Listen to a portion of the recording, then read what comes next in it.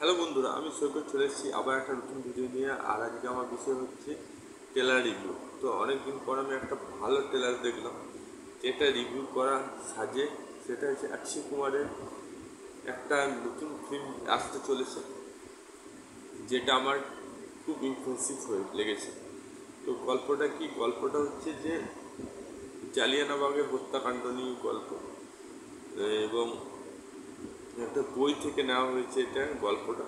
এবং সেই বইটা কিন্তু আমরা পড়ে জেনেছি গল্পটা, এবার ভিজুয়ালি জানতে পারবো। সেটা যে জালিয়ানবাগ হত্যাকাণ্ড অনেক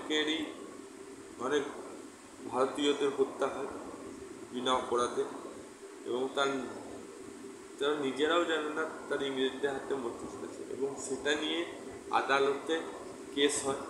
অক্ষয় কুমার একজন অ্যাডভোকেট থাকে, তার বিপরীতে থাকে অ্যাডভোকেট আর মাধবন, অনন্যা পাণ্ডেও আছে। এবার তাকে সেটা প্রমাণ করার জন্য অনেক তথ্য প্রয়োজন হয়, এবং সে তথ্য প্রয়োজন কীভাবে জোগাড় করে এবং কীভাবে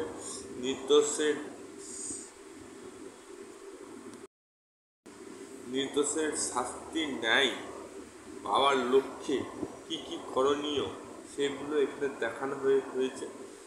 এবার পুরো গল্পটা কবে আসবে সেটার জন্য রিলিজ পরের মাসে আসছে। তো ভালো লাগছে, গল্পটা খুব ভালো, এবং অনেক দিন পর অক্ষয় কুমার একটা গল্প চয়েস করেছে। আর এটা এমনিতেই সুপারহিট হবে, কারণ ভারতীয় দেশাত্মবোধক সিনেমা, ভারত ইংরেজের লড়াই, যেটা আমাদের ইমোশনাল।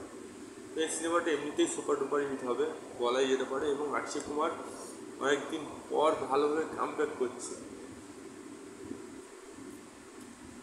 এবার দেখা যাক কী হয়।